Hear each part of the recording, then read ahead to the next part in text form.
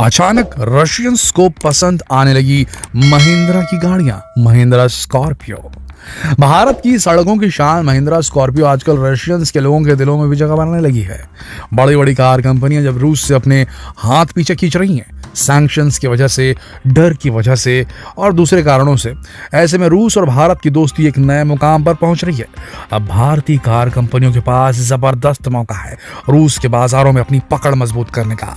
आखिर क्या वजह है कि दुनिया भर की कार मैन्युफैक्चरिंग कंपनियां रूस में अपनी गाड़ियां नहीं बेचना चाहती, और क्यों रूस के लोगों को भारतीय कार पसंद आने लगी है?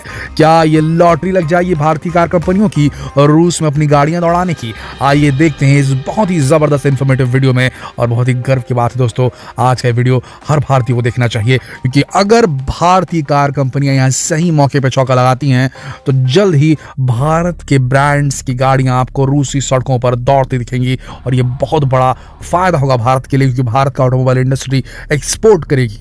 बड़ी बात है दोस्तों, दुनिया की सबसे बड़ी कार मैन्युफैक्चरिंग कंपनियों में से एक रेनॉल्ट, जिसकी डस्टर आपने देखी होगी यहाँ पर, जो काफी फेमस है भारत में भी, ये रूस में बहुत फेमस है। रेनॉल्ट ने रूसी बाजार छोड़ने का फैसला कर लिया है, यानी कि रेनॉल्ट कंपनी अब रूस में ऑपरेट नहीं करेगी। यह रूस की सबसे बड़ी कार मैन्युफैक्चरिंग कंपनी थी अब तक। रशिया के कार मार्केट के 50% हिस्से पे इसी कंपनी का कब्जा था, यानी कि वहां 50% लोग रेनॉल्ट की जो गाड़ियां थी उन्हें ही बाई करना चाहते थे। आपको यकीन नहीं होगा कि कंपनी ने रूस में अपनी कंपनी की 68% हिस्सेदारी केवल 1 रूबल यानी कि लगभग 2 रुपए में बेच दी है। अब डील के अंदर की हकीकत तो वही लोग जाने, 1-2 रुपए में कोई बेचता नहीं है, लेकिन एक बात हम आपको बता रहे हैं, रेनॉल्ट ने अपना काम समेट लिया है रशिया से। लेकिन ये सच है, Rolls Royce, BMW, Mercedes, Honda, Ford जैसी सभी बड़ी कार कंपनियां रूस में अपनी कारें बेचने से इनकार कर चुकी हैं, और इसका सबसे बड़ा कारण है रूस यूक्रेन विवाद।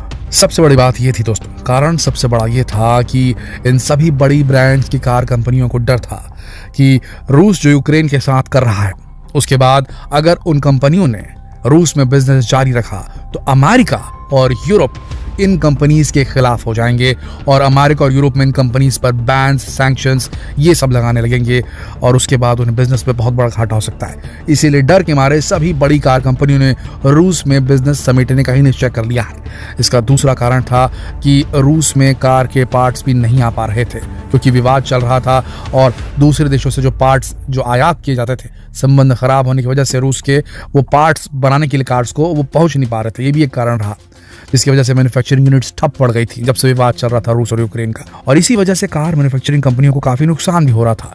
रेनॉल्ट के बाद ही टोयोटा, जो कि दुनिया की सबसे बड़ी कार मैन्युफैक्चरिंग कंपनी में से एक है, इसने भी अपना सेंट पीटर्सबर्ग, ये शहर का नाम है रूस के, सेंट पीटर्सबर्ग, वहां वाला जो प्लांट था वो बेच दिया पूरा का पूरा टोयोटा ने। और अब ये ब्रांड ना तो अपनी कोई कार रशिया में बेचेगा, यानी कि टोयोटा नहीं बेचेगा, और ना ही कोई कार इंपोर्ट करेगा टोयोटा। और टोयोटा के द्वारा उठाया गया एक कदम रूस की जनता के लिए काफी शॉकिंग था, क्योंकि टोयोटा की RAV4 और कैमरी रूस की 10 सबसे ज्यादा पसंद की जाने वाली कारों में से एक थी। और इसके बाद दुनिया की एक और बड़ी कार मैन्युफैक्चरिंग कंपनी निसान ने भी रूस से अपना ऑपरेशन बंद कर दिया, और इसकी वजह से उसे $700 मिलियन का नुकसान भी हुआ। और कहा यह जा रहा है कि इस कंपनी ने भी अपने सभी ऑपरेशंस को $1 में बेच दिया। यहाँ भी सच्चाई क्या है हम नहीं कह सकते डील कैसे हुई है। जबकि निसान की काशाकाई वहाँ की बेस्ट सेलिंग SUV है। इसके कुछ ही दिनों बाद फोर्ड ने भी वहाँ फोर्ड सोलर्स में अपनी 49% हिस्सेदारी बेच दी। फोर्ड और सोलर्स जो वहाँ की रशियन कंपनी है, फोर्ड और सोलर्स का जॉइंट वेंचर था। ये दोनों कंपनियां रूस में मिलकर मैन्युफैक्चर करती थी, और इस सौदे में फोर्ड ने भी $1500 मिलियन का घाटा खाया। अब ये कंपनी रूस में कार मैन्युफैक्चर नहीं करेगी, और ना ही वहां कार इंपोर्ट करेगी। अब इन सब के बाद मर्सिडीज भी कहां पीछे रहने वाला था, जबकि मर्सिडीज रूस के सभी सरकारी और जितने भी जो रसूख लगने वाले लोग थे उन्हें बड़ी पसंद थी मर्सिडीज। लेकिन इसके बाद भी मर्सिडीज बेंज ने रूस के मार्केट से अपना हाथ खींच लिया, जिसकी वजह से उसे $5,500 करोड़ का नुकसान हुआ। इसके बाद लैम्बोर्गिनी, जो कि वोक्सवैगन ग्रुप का हिस्सा है, जिसके पास पोर्शे जैसे ब्रांड भी है, उन्होंने भी रूस में अपनी कारों की डिलीवरी बंद कर दी। तो इस तरह धीरे धीरे करके एक के बाद एक सभी बड़ी कार कंपनियां रूस को छोड़ चुकी हैं। लेकिन इसके बावजूद भी कुछ कार कंपनियां हैं जो कि रूस में टिकी हुई हैं, जिसमें हुंडई का नाम प्रमुख था। और इनके अभी तक यहाँ टिके रहने का मुख्य कारण ये कि इस कंपनी ने कुछ समय पहले ही रूस में अपना बिजनेस एक्सपैंड करने के लिए 3,500 करोड़ इन्वेस्ट किए थे। लेकिन ये भी जल्द ही रूस से हाथ खींचने की फिराक में है, अन्यथा इसे भी झेलना पड़ेगा जो सैंक्शंस है। अमेरिका का और यूरोपियन कंट्रीज का। एक और ब्रांड है स्कोडा, जिसने अभी तक रूस से अपने कदम पीछे नहीं खींचे हैं। इसके बाद तीसरी बड़ी कंपनी है चीन की हावल, जिसकी कई कारें रूस के मार्केट में अच्छा बिजनेस कर रही है। यहाँ एक बात ध्यान रखने वाली है कि जिन कंपनियों ने रूस को छोड़ा है उन सभी कंपनियों ने अपनी डील में एक क्लॉज ऐड किया है, वो ये कि अगले 5 साल में रूस में कंडीशंस अगर नॉर्मल हो जाती है और शांतिपूर्ण माहौल अगर बनता है तो ये कंपनियां रूस में अपना वापस से बिजनेस स्टार्ट कर सकती हैं। लेकिन इस सिचुएशन में रूस के नागरिकों की कार की जरूरत को कौन पूरा करेगा? तो मुसीबत के समय हमेशा दोस्त ही काम आते हैं। इसलिए ऐसे समय में भारत, जो कि रूस का सबसे अच्छा दोस्त है, वो रूस की मदद करने के लिए तैयार है। रूस के लोगों की जरूरत को पूरा करने के लिए भारत की कार कंपनियां पूरी तरीके से तैयार हैं। चलिए आपको बता दें कि हमारे देश की कौन कौन सी कारें रूस के मार्केट को अक्वायर आसानी से कर सकती हैं। इसमें सबसे पहला नाम आता है टाटा अल्ट्रोज का। इसकी डायमेंशन रूस की 3rd बेस्ट सेलिंग कार रियो से काफी मिलते जुलते हैं। हाँ, इसके इंजन और कुछ फीचर्स में कुछ चेंजेस करने पड़ सकते हैं क्योंकि रूस में काफी तेज ठंड पड़ती है। बस इसके बाद ये कार रूस के मार्केट में काफी अच्छी तरह पैर जमा सकती है। इसके बाद रूस की 4th बेस्ट सेलिंग कार है Hyundai क्रेटा। लेकिन इसकी कमी को पूरी करने के लिए भारत की XUV, महिंद्रा की XUV 700 बेस्ट ऑप्शन है। बड़ी भी है और फीचर्स भी ज्यादा है। इसके बाद रूस की 9th बेस्ट सेलिंग कार है रेनॉल्ट डस्टर, और इसको रिप्लेस करने के लिए हमारे पास काफी सारे ऑप्शन हैं। बोलेरो ले लीजिए, आप महिंद्रा की स्कॉर्पियो ले लीजिए, ये सबसे बेस्ट ऑप्शन है डस्टर को रिप्लेस करने के लिए। भारत में भी स्कॉर्पियो ज्यादा बिकती है। ये गाड़ी भारत की टफ कंडीशंस में बढ़िया काम करती है, तो रूस में तो ये चलेगी नहीं बल्कि दौड़ेगी। और रूस के लोग तो महिंद्रा स्कॉर्पियो का डिजाइन देखकर ऐसे ही उसके फैन हैं, क्योंकि इस गाड़ी के अंदर वो पावरफुल इंजन है, वो बेहतरीन फीचर्स है, एकदम परफेक्ट रशियन टेरेन के लिए, और साथ ही ऑफ राइडिंग कैपेबिलिटी भी है महिंद्रा स्कॉर्पियो के अंदर। और सबसे बड़ी चीज, इसका रेट जो है वो काफी कम है इस रेंज की गाड़ियों के लिए। महिंद्रा स्कॉर्पियो के साथ 3 डीजल इंजन का ऑप्शन भी मिलता है। इसके डीजल इंजन 2523 सीसी और 2179 सीसी और 1997 सीसी के हैं। ये गाड़ी टफ से टफ कंडीशन में बेहतरीन परफॉर्मेंस देती है, इसलिए तो भारतीय सड़कों की शान मानी जाती है।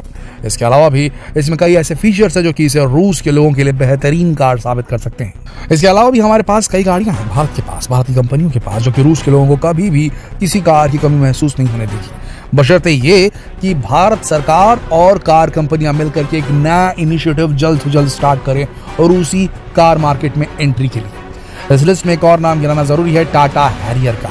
ये भी रूसी कंडीशन के हिसाब से बढ़िया गाड़ी है, और अगर रूस के लोग भी इंडिया की तरह सफारी के शौकीन हैं तो इसके लिए टाटा सफारी SUV से बेहतर ऑप्शन तो कोई हो ही नहीं सकता।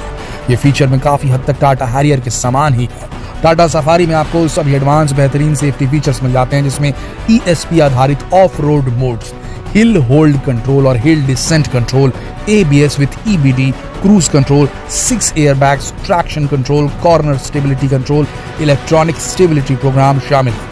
और इन सभी फीचर्स की वजह से ये भारत की काफी भरोसेमंद कार है, और बहुत ही जल्द ये रूस के लोगों की भी पसंदीदा कार बन जाएगी अगर सही इनिशिएटिव लिए गए। रूस की एक और बेस्ट सेलिंग कार है निसान काशकाई, लेकिन हमारे पास इसके रिप्लेसमेंट के लिए काफी सारी कारें हैं, जैसे स्कॉर्पियो, हैरियर, XUV 700 महिंद्रा की। इसके अलावा एक और कार है जो रूसी मार्केट में जगह बना सकती है, वो है नेक्सॉन। टाटा नेक्सॉन के साथ एक डीजल इंजन और पेट्रोल इंजन का ऑप्शन मिलता है। इसके डीजल इंजन में 1497, वहीं पेट्रोल इंजन में 1199 सीसी का ऑप्शन मिलता है। ये मैनुअल और ऑटोमेटिक ट्रांसमिशन के साथ उपलब्ध है। वेरिएंट और फ्यूल टाइप के आधार पर नेक्सॉन का माइलेज है बेहतरीन। नेक्सॉन 5 सीटर है और लंबाई 3993, चौड़ाई 1811 और व्हील बेस 2498 है। इस तरह थोड़े से बदलाव के साथ ये रूस के लोगों को पसंद आ सकती है। तो इसी तरह से हमारे पास अपने दोस्त रूस के लोगों के लिए काफी सारे कारें मौजूद है। यही सही मौका है अपने देश की कारों को विदेशी मार्केट में जगह बनाने का। तो क्या टाटा महिंद्रा तैयार है इस मौके का फायदा उठाने के लिए? भारत सरकार इस अपॉर्चुनिटी को किस तरीके से देख रही है? क्या इस मोर्चे पर रशियन गवर्नमेंट के साथ बात हो रही है? वहाँ के ऑटोमोबाइल सेक्टर के जो मेन हेड हैं उनके साथ बात चल रही है? अगर ये नहीं किया जा रहा है तो बहुत गलत है दोस्तों, और अगर किया जा रहा है बहुत बड़ी बिजनेस डील साबित हो सकती है। क्योंकि अगर भारत अपनी गाड़ियों को एक्सपोर्ट करना शुरू करे और रूस के मार्केट में टॉप 10 में कहीं पहुंच जाए तो मान के चलिए इससे बहुत बड़ा फायदा होगा भारत की कार कंपनियों का और खुद भारत की अर्थव्यवस्था का, क्योंकि उस वक्त हम डॉलर में कमाएंगे पैसे, और ये भारत के डॉलर रिजर्व को और बढ़ाएगा। और अब जब वैश्विक मंदी करीब है, ऐसी स्थिति में अगर भारत इस डील को किसी तरीके से क्रैक कर लेता है तो बहुत बड़ी बात होगी भारत के लिए। आराम से मंदी निकल जाएगी। सबसे बड़ी चीज़, ये बड़ी चीज़ है कि भारत अगर एक्सपोर्ट में ऑटोमोबाइल सेक्टर में आगे आ पाए। अगर ऐसा हुआ तो भारत में रोजगार भी बढ़ेगा दोस्तों।